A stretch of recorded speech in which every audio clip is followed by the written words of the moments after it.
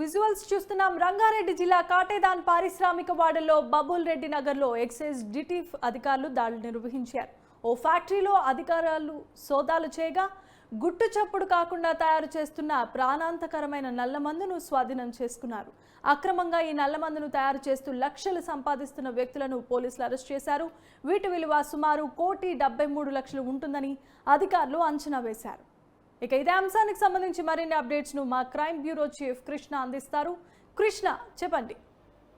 ఏమామి, ఏదైతే కాటేదాన్ పారిశ్రామిక వాడలోని బాబుల్ రెడ్డి నగర్ లో ఫ్యాక్టరీ పైన పోలీసులు ఎక్సైజ్ అధికారులు ఆ తర్వాత అధికారులు దాడులు చేయడం జరిగింది.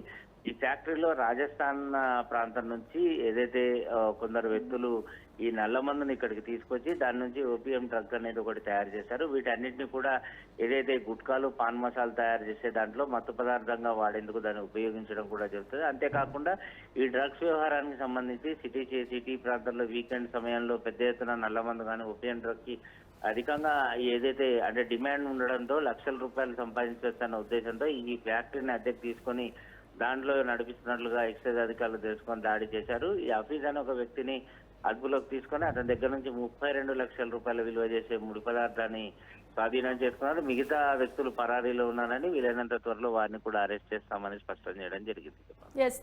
Thanks for the details Krishna.